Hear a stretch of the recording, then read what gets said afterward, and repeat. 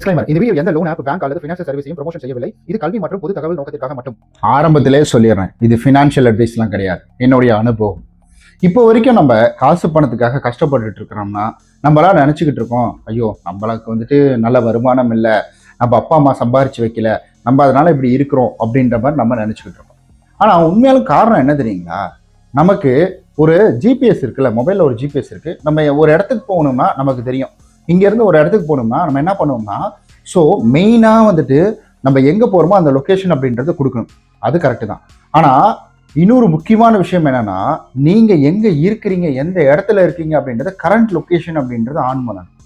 So current location on பண்ணாதான் இங்கேருந்து அது அங்கே அப்படின்றத மேப் போட்டு இவ்வளோ தூரம் அப்படின்றது காமிக்கும். ஸோ நம்ம இப்போ வரைக்கும் நம்ம பண்ணிட்டு இருக்கிறது என்னன்னா, கரண்ட் லொக்கேஷன் ஆன் பண்ணாமே நம்ம என்ன பண்ணுறோம்னா போகக்கூடிய இலக்கம் மட்டும் தான் பார்த்துட்டு இருக்கோம். நான் பணக்காரன் ஆகணும், நான் கோடீஸ்வரன் ஆகணும் அப்படின்றது. ஸோ இதில் இடையில சின்ன மித் அப்படின்றது நம்மளே தடுத்துக்கிட்டு இருக்கு. அது என்ன தெரியுங்களா? ஸோ பணக்காரனாலே கெட்டவன், பணக்காரனாலே தப்பானவன், பணம் அதிகமாக இருக்குன்னா அங்கே ஏதாவது ஒரு தப்பு இருக்கும் அப்படின்ற மாதிரி சில கிரிஞ்சான விஷயங்களை நம்ம மண்டைக்குள்ளே போட்டு இன்னும் யோசிச்சுக்கிட்டு இருக்கோம். அவன்லாம் புது பணக்காரன், திமிரு பிடிச்சவன்டாவன் அப்படின்ற மாதிரி. ஏன்னா இந்த வீடியோ பார்த்துட்டு இருக்கிற நீங்கள் ஒரு டைமில் நல்ல வசதி இல்லை நல்ல வேலையில் நல்ல காசு பணம் கையில இருந்து இருந்திருப்பீங்க.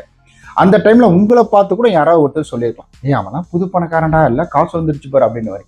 அப்போது பணக்காரனாலே கெட்டவன் அப்படின்ற ஒரு பிராண்ட் நமக்குள்ளே வந்துருச்சு. அவன் கெட்டவனாக தான் இருப்பான், காசு வச்சுட்டு இருக்கிற திமிரு. ஏதாவது ஒரு கார் வேகமாக போச்சுன்னா வச்சுக்கோங்களேன், கிராஸ் பண்ணி நம்மளை வேகமாக போனால் வெறும் பணம் இருக்கிற திமிரு. ஏதாவது ஒரு டுகாட்டி பைக்கோ இல்லை R15 பைக்கோ ஏதாவது ஒன்று போச்சுன்னா, லட்சக்கணக்கில் இருக்கக்கூடிய பைக் போச்சுன்னா எல்லாம் காசு வச்சுட்டு இருக்கிற திமிரு எல்லாம் அப்படிதான் நம்ம சொல்லுவோம். அப்போது நம்மளுடைய பார்வை என்பது காசு மேலே ஒரு வெறுப்பை தான் நமக்கு காட்டுது. அப்போது ஆப்வியஸாக நம்மளுடைய பிரெயின் அப்படின்றது பணம் அதிகமாக சம்பாரிச்சா இது நடந்துருமோ அப்படின்ற மாதிரி ஒரு ஃபேக்கான ஒரு கிரியேட்டிவ், அதாவது ஃபேக்கான ஒரு மாயையை உருவாக்கி கொடுத்துட்டு இருக்குது. அப்போ நம்ம என்ன நினைப்போம், அப்போது ஆட்டோமேட்டிக்காக பணம் சம்பாதிக்கிறது அப்படின்றது ஒரு தப்பான வேலை, அதிக பணம் இருந்தால் அது தப்பு, அளவுக்கு மீறி பணம் இருக்கக்கூடாதுப்பா, நம்ம கழுத்துக்கு கீழே தான் இருக்கணும் அப்படின்ற மாதிரி. அது என்ன உணவா? நம்ம வயிற்றுக்கு கீழே சும்மா கொஞ்சமாக சாப்பிட்றதுக்கு பணம், அதெல்லாம் கழுத்துக்கு மேலே இருந்தாலும் காதுக்கு மேலே இருந்தாலும் அது நம்மளை எதுவும் பண்ண முடியாது. நம்ம தான் அதை வச்சு ஆட்டம் போடுவோம்.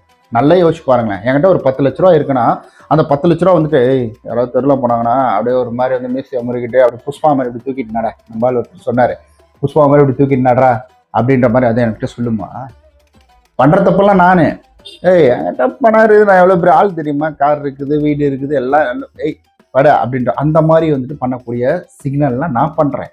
பணம் பண்ணல, பணம் 10 செய்யும்பாங்க, பணம் ஒன்றும் செய்யாது. சம்பாரிச்சு வச்சோன்னா வீட்டில் அது பாட்டு தூங்கிட்டு இருக்கும்.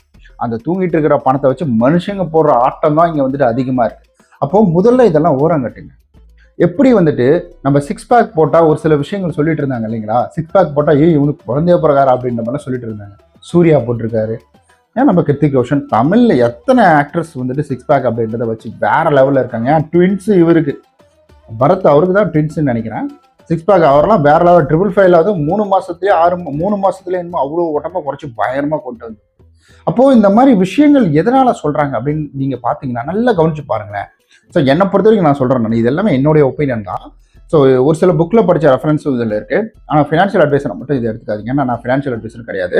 ஸோ என்னை பொறுத்த வரைக்கும் என்னன்னா, அப்போது எந்த விஷயம் முடியாதோ அதை வேற யாரும் செஞ்சிடக்கூடாதுன்னு நினைக்கிறாங்களோ, இவன் பணக்காரன் ஆகிட்டா, இவன் 6 பேக் வச்சு அவன் பார்க்க ஆள் அழகாயிட்டா, ஒருவேளை அப்படி யோசிக்கிறாங்களோ, மைண்ட் லைட்டாக யோசிக்குது இல்லை, அந்த மாதிரி கூட வாய்ப்பு இருக்குது.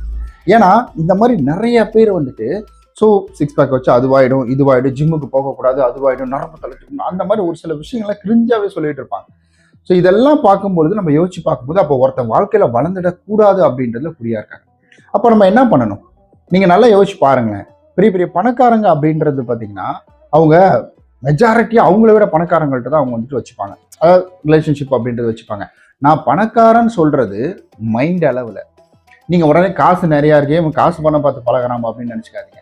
பணக்காரன் நான் சொல்லக்கூடியது மூளை அளவில் அவன் சிந்திக்கிற தாட் அப்படின்றது. இப்போ என் கூட என் ஃப்ரெண்டு ஒருத்தன் இருக்கிறான், அவன் ஃபர்ஸ்ட் இருந்தான், இப்போ இல்லை, நான் அந்த கம்பெனிலேருந்து மாறிட்டேன் நான். ஸோ அவன் எப்படி இருப்பானா வச்சுக்கோ, அவனோட தாட் எப்படி இருக்குன்னு வச்சுக்கேன், ஃபுல்லாகவே அவன் நல்ல வசதி தான், நல்ல வசதி. அதுக்கப்புறம் கொஞ்சம் வீட்டில் பிரச்சனை நடந்தது, அதுக்கப்புறம் அப்படியே டவுன் ஆனாங்க. அவனுடைய தாட் எப்பவுமே எப்படி இருக்குன்னா, நம்ம பணம் சம்பாதிக்கணும், பணத்தை எப்படியாவது ஒரு வகையில் சம்பாதிக்கணும், அது நல்ல வகையில், அது லைஃப் லாங் நமக்கு அந்த பணத்தை நமக்கு க்ரோத் கொடுத்துட்டே இருக்கணும். ஸோ அவனுடைய தாட் அவங்க கூட சேரதான் எனக்கு என்ன ஆச்சுன்னா, ஏன் நம்மளும் பணம் சம்பாதிக்க முடியாது? ஏன்னா சின்ன ஒரு எக்ஸாம்பிள் சொல்கிறேனே, முதல்லலாம் என்கிட்ட காசு கிடையாது, நீங்க கிடையாது, பெருசாலாம் கிடையாது.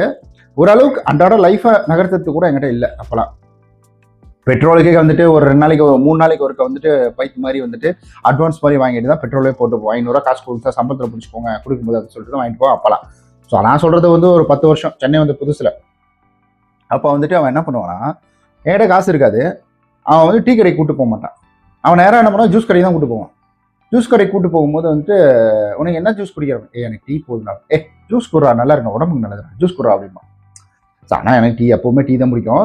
ஸோ அந்த மாதிரி ஜூஸ் கொடுக்க வந்துட்டு கூப்பிட்டு போவான். அப்போ என்னாச்சுன்னா, அவங்க கூட நான் இப்படி போகிறேன். ஹோட்டல் போனாலும் பார்த்தீங்கன்னா பெரிய ஹோட்டல் தான் போவான். பெரிய ஹோட்டல்லாம் 5 ஸ்டார்லாம் கிடையாது. நார்மலாகவே நம்ம வந்துட்டு இப்போ 350 ரூபா பிரியாணி ஊற்றி இப்போ வந்துட்டு நம்ம இது இருக்குது, ஸ்டார் பிரியாணி இருக்குது, 350 ரூபா பிரியாணி, 450 ரூபா பிரியாணி அப்படின்ட்டு அப்போ நம்ம அந்த டைமில் பெருசு தானே அது எல்லாமே. அங்கே தான் கூப்பிட்டு போவான். எனக்கு ஒரு ஹோட்டல் போனால் எப்படி நடந்துக்கணும்னு கூட தெரியாது.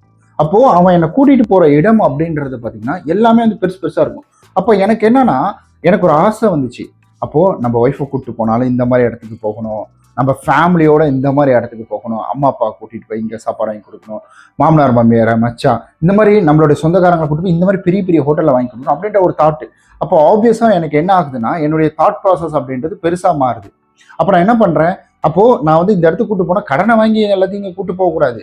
நான் என்ன பண்ணணும்னா, எனக்கு வந்துட்டு காசை கிரியேட் பண்ணி பணத்தை சம்பாதிச்சு நான் இந்த மாதிரி இடங்களுக்கு அவங்களை கூப்பிட்டு போகணும் அப்படின்ற ஒரு தாட் ப்ராசஸ். அப்போ இந்த மாதிரி இடத்துக்கு போகிறேன். நான் போய் கேப்ல இறங்குறத விட அடுத்து நான் ஏதோ காரில் நல்ல பைக்கில் போய் இறங்கினா நல்லா இருக்குமே அப்படின்ற மாதிரி யோசிக்கிறேன். ஏன்னா எல்லாரும் பைக்கில் அசம்பிள் ஆகிடுவோம். அப்போ என்கிட்ட பழைய பைக் தான் இருந்தது. அவன் ஃபோட்டோ இருந்தால் கீழே கொடுக்குறேன் பாருங்க. ஸோ அப்போ அந்த பைக்கில் போய் நாங்கள் வந்துட்டு இறங்குவோம். ஸோ அது அசிங்கலாம் கிடையாது, பட் இருந்தாலும் சொல்கிறேன், நம்மளுடைய தாட் ப்ராசஸ் எத்தனை நாளைக்கு பழசை கட்டிட்டு அழுதுட்டு இருப்போம் நம்ம. அதாவது வந்துட்டு பழசை மறக்கக்கூடாதுப்பா, பழைய பைக்கு வாங்கணும், புது பைக்கு அடுத்து அப்கிரேட் ஆகிக்கிட்டே இருக்கணும், காலம் மாறிக்கிட்டே இருக்கும், காலம் போய்கிட்டே இருக்கும், யாருக்காகவும் எதுக்காகவும் இருக்காது. அப்போ என்னுடைய தாட் ப்ராசஸ் மாறுது.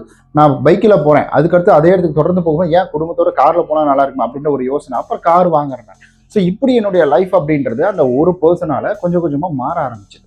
அவன் நிறைய ஹெல்ப் அப்படின்றது பண்ணியிருக்கான். கார் வாங்குவோ பைக் வாங்குவோலாம் கிடையாது, என்னுடைய நாலேஜை வளர்த்துக்கிறதுக்கு நிறைய ஹெல்ப் பண்ணியிருக்கான். லேப்டாப் வாங்கி கொடுத்துருக்கான், நிறைய விஷயங்கள் அப்படின்றது வந்து எனக்கு பண்ணி கொடுத்துருக்கான். ஸோ இந்த மாதிரிலாம் எனக்கு வந்துட்டு என்னுடைய லைஃப்பில் எனக்கு ஃப்ரெண்டாக இருக்கக்கூடியவங்க, அவங்க வசதியில் அடுத்தது செகண்டரி, அவங்களுடைய தாட் ப்ராசஸ் அப்படின்றது, திங்கிங் அப்படின்றது பார்த்தீங்கன்னா பெருசாக இருக்கும். ஸோ அப்போ அவங்க கூட சேரும்போது ஆப்வியஸாக எனக்கும் அதுதான் நடக்கும். இப்போ நான் ஊரில் இருக்கும்போது, இதுக்குடா ஜூஸ்லாம் குடிச்சிட்டு வாடா டீ குடிக்க போகலாம் அப்படின்ற மாதிரி கூட்டிட்டு வாடா பானிபூரி சாப்பிட போகலாம், சைக்கிள் போதுனா வாடா போயிட்டு வந்துடலாம்.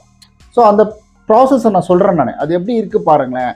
ஸோ அதுக்காக நீங்கள் வந்துட்டு அங்கே இருக்கிறவங்க இது இங்கே இருக்கிறவங்க அப்படிலாம் தூக்கி வச்சுட்டு இறக்கி வச்செல்லாம் பேசுகிறேன். நான் வந்து இருக்கிற தாட் ப்ராசஸ் சொல்கிறேன். இது அவங்க மேலேயும் தப்பு கிடையாது, அவங்க இருக்கிற சூழ்நிலை அப்படின்றது அப்படி.